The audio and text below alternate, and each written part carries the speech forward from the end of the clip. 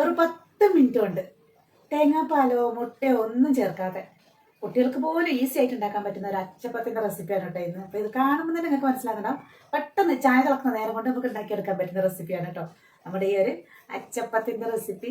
നമുക്ക് ഈ റെസിപ്പിയിലോട്ട് കിടന്നാലോ? ഉണ്ടോ, അത്രയും സോഫ്റ്റാണ്, ക്രിസ്പിയാണ്, ഭയങ്കര ടേസ്റ്റിയാണ് കേട്ടോ. അപ്പോൾ നമുക്ക് ഈ അച്ചപ്പത്തിൻ്റെ റെസിപ്പിയിലോട്ട് പോവാം.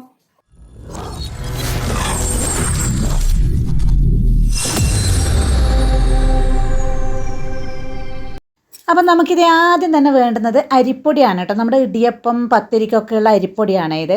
ഞാൻ 1.5 കപ്പ് അരിപ്പൊടിയും 1/2 കപ്പ് മൈദയാണ് എടുക്കുന്നത്. അപ്പം നിങ്ങൾക്ക് വേണമെങ്കിൽ 1 കപ്പ് മൈദയും 1 കപ്പ് അരിപ്പൊടിയും കൂടി എടുക്കാം. അങ്ങനെ പകുതി പകുതിയാക്കിയിട്ട് എടുക്കാം. ഞാനിപ്പോൾ 1.5 കപ്പ് അരിപ്പൊടിയും 1/2 കപ്പ് മൈദയാണ് അതിനകത്ത് ഇട്ട് കൊടുത്തിരിക്കുന്നത്.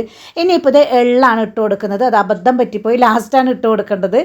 പിന്നെ ഏലക്കാപ്പൊടി ഇട്ട് കൊടുക്കുന്നത് മിസ്സായിപ്പോയി. അത് കഴിഞ്ഞ് പിന്നെ ഇട്ട് കൊടുക്കുന്നത് ഇത് ഒരു 4 സ്പൂണ്, ഒരു ടേബിൾ സ്പൂൺ തന്നെ ആയിക്കോട്ടെ, പഞ്ചസാരയാണ്. ഇനി ഇട്ട് കൊടുക്കുന്നത് ഇതേ പാലാണ് കേട്ടോ. സാധാരണ തേങ്ങാപ്പാലാണ് ഒഴിക്കാറ്, ഞാൻ അതൊന്നുമല്ല ചേർക്കുന്നത്. ഇതേ നമ്മുടെ പാക്കറ്റ് പാലാണ് കേട്ടോ.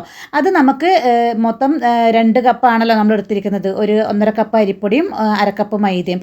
അപ്പം ആ 2 കപ്പ് തന്നെ പാല് ചേർത്ത് കൊടുക്കുന്നുണ്ട്. ഇപ്പം ഞാൻ 1.5 കപ്പ് ഒഴിച്ചു കൊടുത്ത് ഇനി മിക്സ് ചെയ്യും വേണ്ടേ. ഒരു നുള്ള് ഉപ്പും കൂടി ഇട്ട് കൊടുത്തിട്ടാണ് നമ്മളിത് നന്നായിട്ട് അടിച്ചെടുക്കുന്നത്. അപ്പോൾ എനിക്ക് കൈകൊണ്ട് നമ്മളെപ്പോഴും മിക്സ് ചെയ്യുന്ന ആ ഒരു ഓർമ്മയിലാണ് ഞാൻ നമ്മുടെ എള്ള് ആദ്യമേ ഇട്ട് കൊടുത്തത് കേട്ടോ. ഞാനിപ്പോൾ 10 മിനിറ്റ് കൊണ്ട് ഉണ്ടാക്കേണ്ടതുകൊണ്ട് മിക്സിയിലല്ല അടിച്ചെടുത്തത്. അപ്പോൾ ഇത് ഈ ഒരു പരുവത്തിനാണ് കേട്ടോ അടിച്ചെടുക്കുന്നത്. അപ്പോൾ 1.5 കപ്പ് ആദ്യം ഒഴിച്ച് കൊടുത്തിട്ടുണ്ടായിരുന്നു പാല്. പിന്നെ നന്നായിട്ടൊന്ന് മിക്സായി വന്നപ്പോൾ ബാക്കി 1/2 കപ്പും കൂടി ഒഴിച്ച് കൊടുത്തു. കറക്റ്റ് 2 കപ്പ് അരിപ്പൊടിക്ക് 2 കപ്പ് പാലാണ് ഞാൻ ഒഴിച്ചു കൊടുത്തിരിക്കുന്നത്. അപ്പോൾ ഇത് ഈ ഒരു കൺസിസ്റ്റൻസിയാണ്, നിങ്ങൾക്ക് കാണാൻ വേണ്ടിയിട്ടാണ് ഞാനിങ്ങനെ കാണിച്ചു തരുന്നത് കേട്ടോ. ഈ ഒരു കൺസിസ്റ്റൻസിയിലാണ് നമുക്ക് അച്ചപ്പത്തിൻ്റെ മാവ് വേണ്ടത്. ആ സമയം കൊണ്ട് തന്നെ നമുക്കിത് ഇവിടെ എണ്ണ ചൂടാവാൻ വെക്കാം. ഞാനിവിടെ ഒരു പരന്ന സ്കില്ലറ്റാണ് കേട്ടോ എടുത്തിരിക്കുന്നത്, അയൺ സ്കില്ലറ്റാണ്. ഈ പരന്ന പാത്രമാകുമ്പോൾ നമുക്കൊരു 3-4 ഒക്കെ ഒരുമിച്ച് ഉണ്ടാക്കി എടുക്കാൻ പറ്റുമല്ലോ. ഈ ഒരു സ്കില്ലറ്റൊക്കെ നമുക്ക് വാങ്ങി വെച്ചാൽ നമുക്ക് ലൈഫ് ലോങ് യൂസ് ചെയ്യാൻ പറ്റും കേട്ടോ. ഞാൻ ആമസോണിൽ നിന്ന് വാങ്ങിച്ച് കുറേ വർഷമായി. അപ്പോൾ അതുകൊണ്ട് ലിങ്കൊന്നുമില്ല കേട്ടോ. അപ്പോൾ ഇത് നമുക്ക് എണ്ണ ചൂടാകുമ്പോഴത്തേക്ക് നമുക്കിങ്ങനെ ഒരു ചെറിയ പാത്രത്തിലേക്ക് നമ്മുടെ മാവ് മാറ്റണം. നമുക്ക് മുക്കിയെടുക്കാൻ പാകത്തിനാണ്. അപ്പോൾ ഇത് എണ്ണ നന്നായിട്ട് ചൂടായിട്ടുണ്ട്. നന്നായി ചൂടായി കഴിഞ്ഞാൽ നമ്മൾ എന്ത് ചെയ്യണം, എണ്ണ തീ കുറച്ച് വെക്കണം. എന്നിട്ട് മാത്രമേ നമ്മൾ ഇതിനകത്തോട്ട് അച്ചപ്പം ഇടാൻ പാടുള്ളൂ കേട്ടോ. അപ്പോൾ എല്ലാവർക്കും അറിയാം, നമ്മൾ ആദ്യം തന്നെ അച്ചപ്പം ചുട്ടെടുക്കുന്ന സമയത്ത് ഒരു 2-3 സെക്കൻഡ് നേരത്തേക്ക് ഇതുപോലെ നല്ല ചൂടെണ്ണയിൽ നമ്മുടെ അച്ച് മുക്കി വെക്കുക. എന്നിട്ട് നമ്മുടെ മാവിനകത്തേക്ക് മുക്കുക. അതൊക്കെ എല്ലാവർക്കും അറിയുന്നത് തന്നെയാണെന്ന് തോന്നുന്നുണ്ട്. ഇതേ മാവ് അച്ച് മുഴുവൻ മുങ്ങരുത്, ഒരു 1/4 പോർഷൻ മുങ്ങുക. എന്നിട്ട് നമ്മൾ ഇതിനകത്തോട്ടേക്ക് വെച്ച് കൊടുക്കുക. ഒരു 2-3 സെക്കൻഡിന് ശേഷം ജസ്റ്റ് ഇങ്ങനെ ഒന്ന് കുലുക്കി കൊടുത്താൽ മതി കേട്ടോ. അപ്പോൾ അങ്ങനെ കുലുക്കി കൊടുക്കുമ്പോൾ തന്നെ അച്ചിൽ നിന്ന് നല്ല അച്ചാണെങ്കിൽ ഇളകി വരും. അപ്പോൾ അച്ച് നന്നാവാൻ വേണ്ടിയിട്ടുള്ള ടിപ്പ് ഞാൻ പറഞ്ഞുതരാം. അപ്പോൾ അതുപോലെ നമുക്കിത് വീണ്ടും ഒരു 2-3 സെക്കൻഡ് എണ്ണയിൽ മുക്കി വെക്കുക. എന്നിട്ട് നമ്മുടെ മാവിനകത്തേക്ക് 1/4 ഭാഗം, ഒരു 80% ഒക്കെ മുക്കിയെടുക്കുക. എന്നിട്ട് ഇതുപോലെ മാവിനകത്തോട്ട് വെച്ച് കൊടുക്കുക.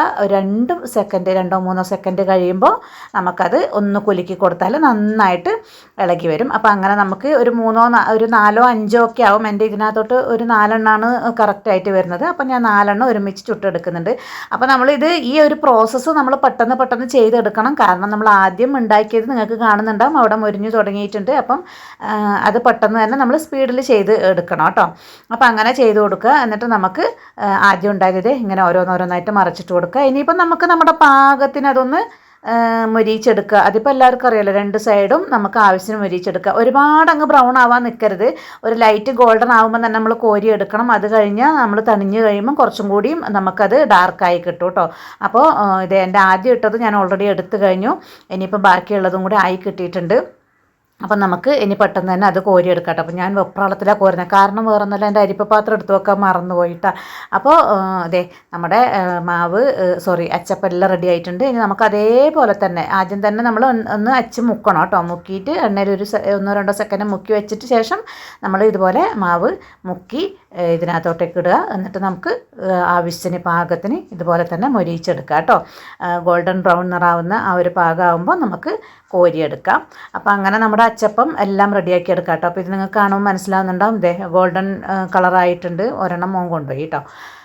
അപ്പോൾ അങ്ങനെ നമുക്ക് നമ്മുടെ ബാക്കിയുള്ള അച്ചപ്പമൊക്കെ റെഡിയാക്കി എടുക്കാം. എത്ര പെട്ടെന്ന് നമുക്കൊരു 2-3 മിനിറ്റ് കൊണ്ട് കുക്കറിലെല്ലാം മിക്സ് ചെയ്തെടുത്താൽ പിന്നെ നമുക്കൊരു 5 മിനിറ്റിൻ്റെ പണിയേ ഉള്ളൂ. മിനിറ്റ് പോലും വേണ്ട നമുക്ക് ഈ അച്ചപ്പം ഉണ്ടാക്കിയെടുക്കാൻ. അപ്പോൾ നിങ്ങൾക്ക് കാണുമ്പോൾ തന്നെ മനസ്സിലായിട്ടുണ്ടാവുമല്ലോ, തേങ്ങാപ്പാലോ മുട്ടയോ കാര്യങ്ങളോ ഒന്നും ചേർക്കേണ്ട ആവശ്യമില്ല. നമുക്കെല്ലാം അടിപൊളിയായിട്ട് തന്നെ നമ്മുടെ അച്ചപ്പം കിട്ടും. അപ്പം ഞാൻ ആദ്യത്തെ ക്ലിപ്പിനകത്ത് ഞാൻ നിങ്ങൾക്ക് പൊടിച്ച് കാണിച്ചു തരുമ്പോൾ തന്നെ മനസ്സിലായിട്ടുണ്ടാകും എത്രത്തോളം സോഫ്റ്റ് ആയിരിക്കുമെന്ന്. അപ്പോൾ ഇതേ നമ്മുടെ അച്ചപ്പമൊക്കെ റെഡി ആയിട്ടുണ്ട്.